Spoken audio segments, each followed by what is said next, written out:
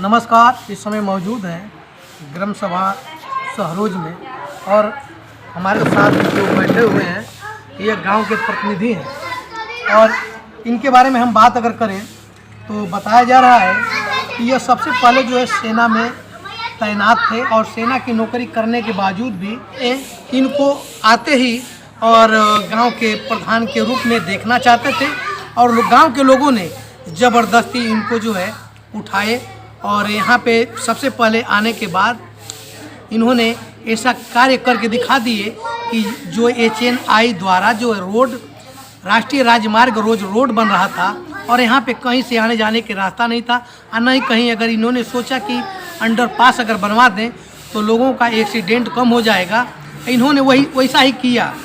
आने के बाद सबसे पहले इन्होंने जो है HNI और सारे अधिकारियों के यहाँ लेटर अवगत कराया और हजारों लोगों से जो दस्तखत कराकर विभाग में दिया कि चूँकि गांव के प्रति जो है यह अंडरपास हो जाए और अंडरपास से जो लोगों को काफ़ी सुविधा मिल जाएगी, नीचे रोड मिल जाएगा और लोगों का काफ़ी विकास होगा और इसलिए इन्होंने सबसे पहले आकर जो है अंडरपास पे ध्यान दिया और देश की सेवा करते करते आप गांव की सेवा में जुट गए।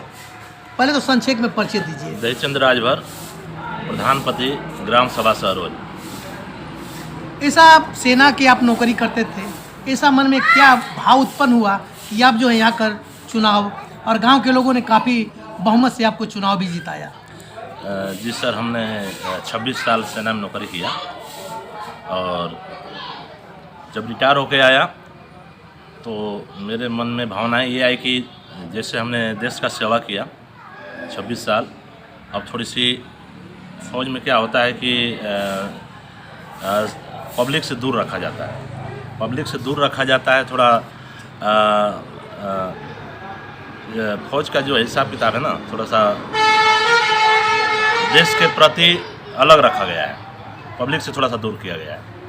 मैंने आया तो सोचा कि थोड़ा सा हम भी यहाँ पर आने के बाद देखें, ग्राम सभा का चुनाव लड़ें और देखता हूँ क्या होता है।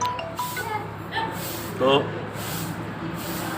सबसे पहले तो मैं रिटायर होके आया था, 20 दिन हुआ था रिटायर होके आया। मेरे गांव के बीचों बीच में एक हाईवे रोड बन रहा है जो हमने देखा कि ये मेरा घर यहीं है, घर के सामने रोड है और हमने ये देखा कि बीचों बीच रोड गया है, आधी गांव की बस्ती उस पार है और आधा इधर हो जा रहा है, लेकिन लोग उस पार क्रॉस करेंगे तो कैसे करेंगे। यहाँ एक स्कूल भी बगल में जिसमें 600-700 बच्चे पढ़ते हैं।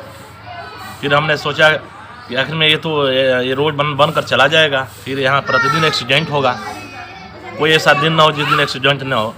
फिर हमने जाकर यहाँ पर बात किया प्लांट पर, प्लांट वालों ने यही बताया, यहाँ के अधिकारी लोगों ने यही बोले कि नहीं, यहाँ पर कोई अंडरपास नहीं है, कोई नाला नहीं, कोई सर्विस रोड नहीं। फिर मैं बोला कि ये तो बहुत बड़ा हमारे लिए, बहुत हमारे गांव के लिए बहुत परेशानी होगी, आगे बहुत बड़ा समस्या सामने खड़ी होगी। तो वो लोग बोले कि नहीं, अब कुछ हो नहीं सकता है, क्योंकि ये जो डाइंग बन जाता है उस हिसाब से हम लोग काम करते हैं। तो मैं बोला सर, आखिर में हमें एक अंडरपास चाहिए, हमें सर्विस रोड चाहिए, हमें नाला चाहिए, कैसे मिलेगा? तो उन्होंने यही कहा कि देखिए, इसमें NHI के अधिकारियों से आपसे बात करना पड़ेगा, अगर वो लोग चाहेंगे तो हो सकता है।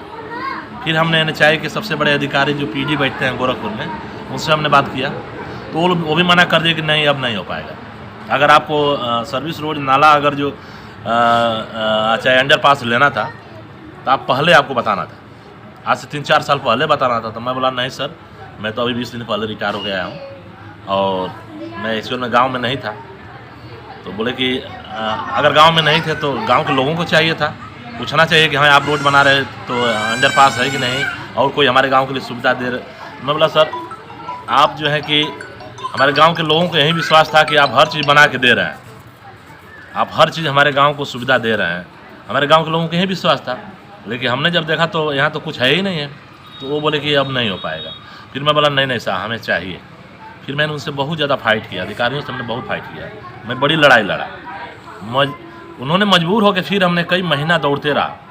फिर मजबूर होकर उन्होंने बोला कि ठीक है, आप कम से कम अपने गांव के 1000 लोगों को साइन करा के और मेरे नाम पर एक एप्लीकेशन लेकर गोरखपुर आइए।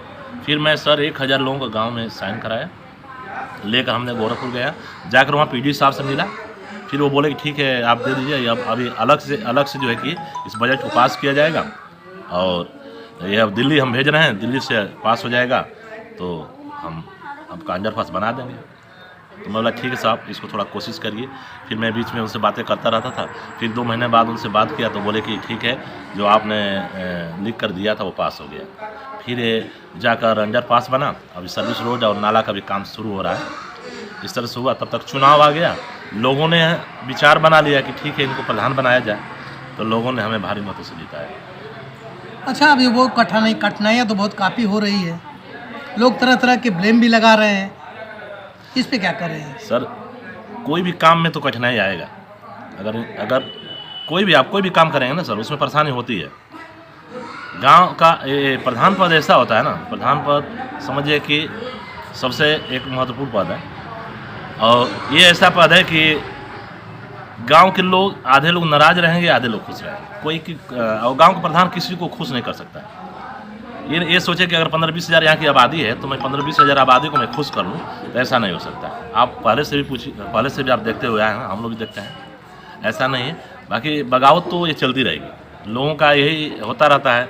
विपक्षी पार्टी के लोग होते हैं कि नहीं इसको ऐसे करो वैसे करो, लेकिन हमें वो चीज़ नहीं दिख रहा है। हमें सिर्फ एक विकास दिखाई दे रहा है कि अगर हमें जनता ने हमें इतना भारी मतों से अगर जिताया है तो हमें इस गांव का कुछ विकास करें। ऐसा क्या लगता है कि गांव के प्रति खरे उतरेंगे?